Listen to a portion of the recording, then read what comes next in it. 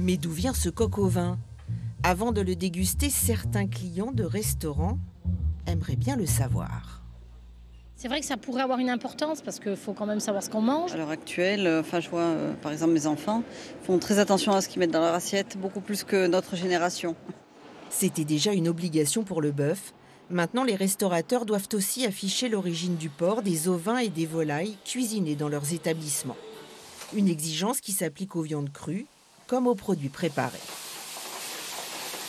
Et ce spécialiste de la sécurité alimentaire qui intervient à la demande du propriétaire nous explique combien ces informations doivent être précises. Si la viande est née, abattue et élevée au même endroit, on mettra l'origine. Par contre, si elle est née, élevée et abattue dans des endroits différents, on devra mettre le pays d'abattage, le pays de naissance et le pays d'élevage. Le patron de cette institution niçoise se plie bien sûr à cette nouvelle norme, mais n'en comprend pas vraiment l'intérêt.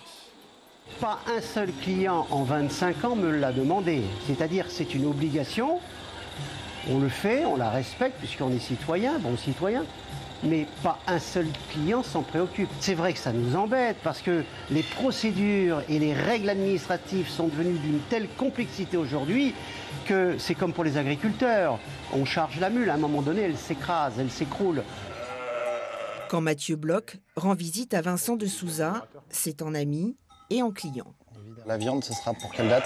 Mardi ou mercredi de la semaine d'après, tu récupéreras tes 2 carcasses pour le resto. Dans son restaurant, ce chef ne travaille que des produits de grande qualité qu'il choisit avec soin, par goût et par conviction. À tel point que le nom de Vincent l'éleveur est inscrit sur sa carte. C'est vraiment une chance que j'ai de pouvoir être avec lui, d'avoir cette proximité et sa confiance aussi. Logiquement, il approuve l'obligation d'afficher l'origine de toutes les viandes. Certains clients, certains consommateurs sont sensibles de savoir un petit peu ce qui se passe dans leurs assiettes.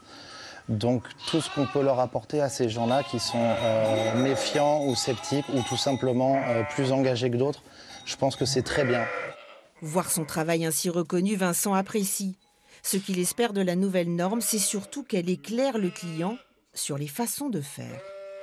Je pense que les restaurateurs qui ont une démarche de qualité dans leur restaurant sont déjà, je pense, sur des approvisionnements raisonnés, français, sur des signes de qualité. Ça va être peut-être plus révélateur de ce qui se passe sur les grandes brasseries et la restauration hors domicile.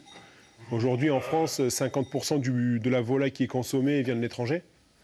Et ce qu'on importe, c'est pas du label rouge ni de l'IGP. Des graines de tournesol, de son et beaucoup de glands tombés des chênes.